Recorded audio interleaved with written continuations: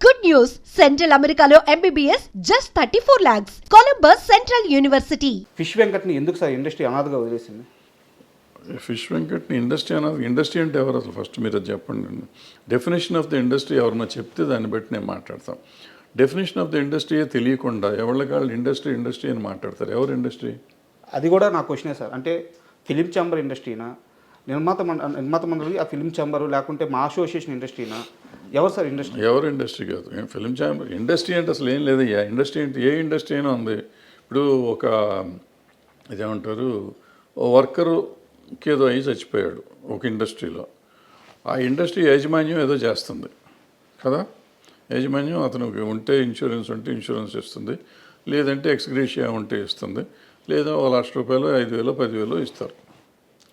ఇక్కడ ఇండస్ట్రీ ఒక ఆయన సంగతి మాట్లాడతలేను, నేనే అనుకుందాం కొంచెంసేపు.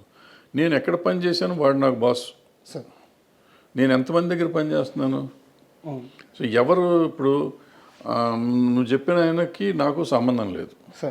నేను ఇండస్ట్రీలో ఉన్నట్టే లెక్క. బట్ నాకేం సంబంధం? ఎవరు వచ్చి చేయాలి, ఎవరు వచ్చి ఎందుకు చేయాలి? ఇప్పుడు అందే ఇందాక చెప్పింది అదే, ఎవరి జాగ్రత్తలు వాళ్ళు ఉండాలని చెప్పింది అదే. సార్ ఇక్కడ నాది ఇంకో ప్రశ్న, మిమ్మల్ని మధ్యలో ఆపుతున్నందుకు క్షమించండి. అంటే నా ప్రశ్న ఏంటంటే, కోటా గారు చనిపోయినప్పుడు చాలామంది వచ్చారు సార్. అంటే నేను కోటా గారిని, ఫిష్ వెంకట్ గారిని ఒకే స్థాయి నేను చెప్పట్లేదు, ఒకే గట్టు నేను కట్టట్లేదు.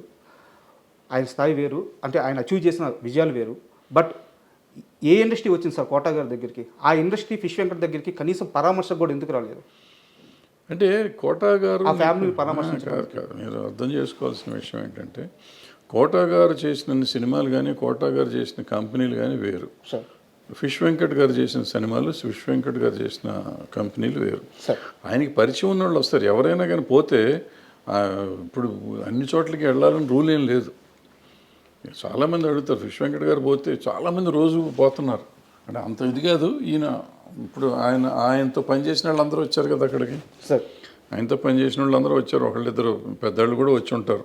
నాకు తెలియదు ఎవరు వచ్చారు ఎవరు రాలేదు, నాకు తెలియదు, ఐడియా లేదు. సో డెఫినెట్గా కొంతమంది ఆయనతో పనిచేసిన వాళ్ళు వచ్చి ఉంటారు.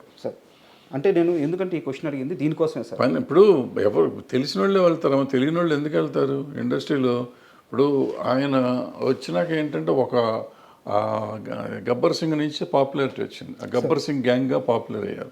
ఆ గ్యాంగ్ అంతా అక్కడే ఉన్నారు పాపం. వాళ్ళే చాలా చేశారని విన్నాను నేను, నాకు తెలియదు. సో వాళ్ళు చేశారు కదా, మరి వాళ్ళంతా ఇండస్ట్రీ కింద ఎందుకు తీసుకోరు మీరు?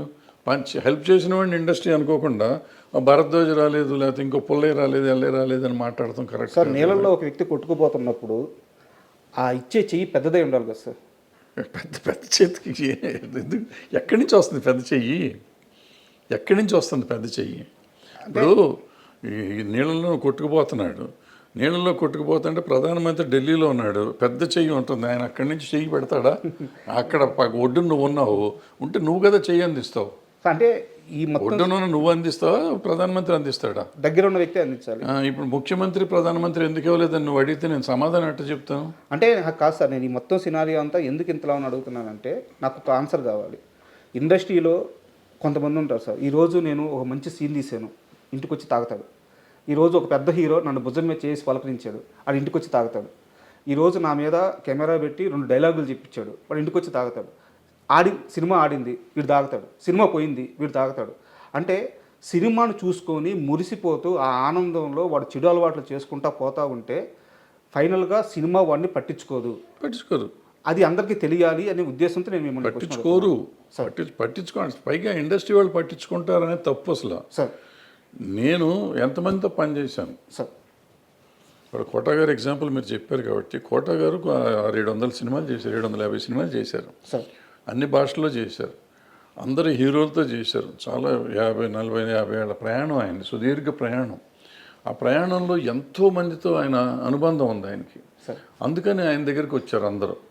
అంత పోటాడుకున్న వాళ్ళు ఉన్నారు, ఆయన కొట్టిన వాళ్ళు ఉన్నారు, తిట్టిన వాళ్ళు ఉన్నారు, ఆయన తిట్టిన వాళ్ళు ఉన్నారు, ఆయన కొట్టిన వాళ్ళు ఉన్నారు, రకరకాలు ఉన్నాయి. సో మంచి అనుబంధాలు, చెడు అనుబంధాలు, మంచి ఎక్స్పీరియన్స్, చెడు ఎక్స్పీరియన్స్ చాలా ఉంది ఆయన. అందుకని అందరూ ఆయన దగ్గరికి వెళ్ళారు. మీరు చెప్పిన ఫిష్ వెంకట్ గారి దగ్గరికి ఆయన చేసిన సినిమాలు పరిమితం, ఆయన చేసిన టెక్నీషియన్స్ పరిమితం, ఆయన చేసిన ప్రొడ్యూసర్లు పరిమితం, ఆయన చేసిన యాక్టర్లు పరిమితం. ఆ పెద్ద సినిమాలు 4-5 చేశారు. చేసినప్పుడు ఆ పెద్ద యాక్టర్లు మాత్రమే వాళ్ళు పెద్ద యాక్టర్లకి ఈయన చేసిన సినిమాల లెక్క ప్రకారం చాలా చిన్న యాక్టర్ ఈయన సమబుజ్జి యాక్టర్ కాదు, అంటే కోట శ్రీనివాసరావు గారు అంత పెద్ద యాక్టర్ కాదు. సో వీళ్ళు ఎంతవరకు వస్తారు అనేది నమ్మకం లేదు. బట్ కొంతమంది అతని మీద అభిమానం ఉన్నవాళ్ళు రావచ్చు. ఆయన పనిచేస్తున్నప్పుడు ఆ పలానా హీరో ఆయన అభినందించి ఉండొచ్చు. సినిమా యాక్టర్గా కాబట్టి కొంతమంది డెఫినెట్గా గుర్తుపెట్టుకుంటారు. మర్చిపోయి ఉంటారని నేను నమ్మను. కానీ వాళ్ళందరూ రావాలని ఎక్స్పెక్ట్ చేయటం మన తప్పు అంటాను నేను. మన తప్పు. వాళ్ళు వస్తే వస్తారు. అది వాళ్ళ సంస్కారం. రావాలా వద్దనేది వాళ్ళ సంస్కారం. వాళ్ళ అవసరం కంటే ఆ సంస్కారం. ఇప్పుడు అక్కడ కోట శ్రీనివాసరావు గారి స్థాయి వేరు, ఈయన స్థాయి వేరు. సో ఈయన స్థాయికి వాళ్ళు రావాలా వద్దా అనేది వేరే సంగతి. రాకపోవటాన్ని పెద్ద మనం తప్పు పడతాం. నేనైతే తప్పు పడుతున్నాను. ఒక్కసారి మీ కెరీర్ విషయానికి వస్తే సార్, అంటే మీ సినిమాలు ఎలా ఆడినాయి, వాటి కోసం మీరు ఎంత కష్టపడ్డారు, అవన్నీ కూడా ఒక చరిత్ర సార్. అంటే నా స్థాయి కానీ నా ఏజ్ కానీ వాటి గురించి అనాలిసిస్ చేయడానికి సరిపోదు. నేను వేటి గురించి మాట్లాడట్లేదు. కాకపోతే మీరు ఉమేష్ చంద్ర గారి మరణం చుట్టూ ఒక కథ రాసుకున్నారు. అంటే నా డౌట్ ఏంటంటే మీ నాన్నగారు బ్యాక్గ్రౌండ్ కానీ మీరు ఆ సినిమాలో చూపించిన కథ కానీ రెండు పూర్తి వ్యతిరేక దిశలో ఉన్నట్టు అనిపించింది నాకు. కమ్యూనిజం నుంచి వచ్చిన ఆయన మీ నాన్నగారు. సో మీరు ఈ కథలో మీ భావజాలం మాత్రం వేరే మార్గంలో వెళ్ళినట్టుంది. ఇంతకీ తమ్మారెడ్డి భావజాలం ఏదంటే ఏం చెప్తారు?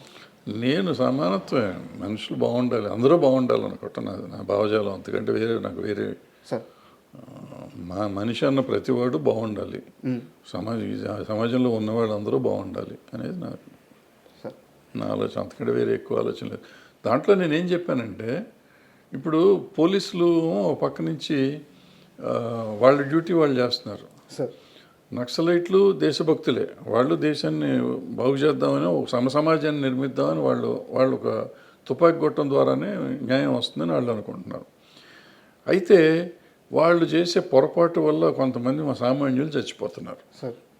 సామాన్యులు చచ్చిపోయినప్పుడు వాళ్ళు మర్నాడు ఒక స్టేట్మెంట్ పడేస్తారు, ఇది సిద్ధాంతిక పొరపాటు లేకపోతే చారిత్రక సైద్ధాంతికంగా జరిగిన పొరపాటు అని చెప్పి పొరపాటు అని ఒక స్టేట్మెంట్ పడేసి ఊరుకుంటున్నారు.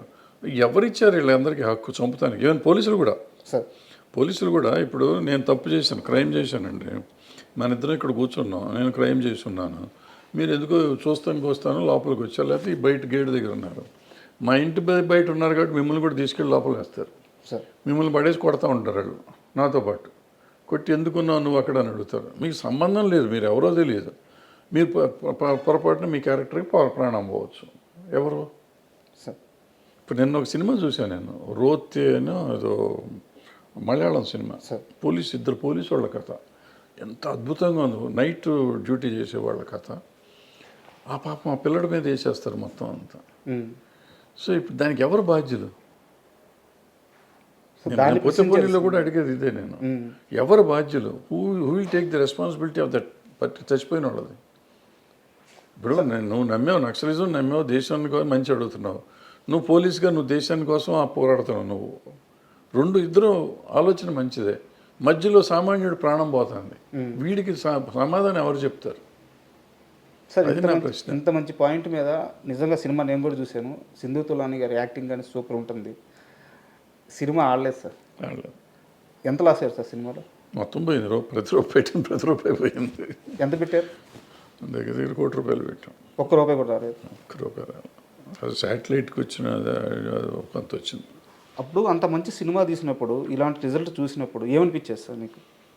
ఏమవుతుంది, బాధపడుతుంది.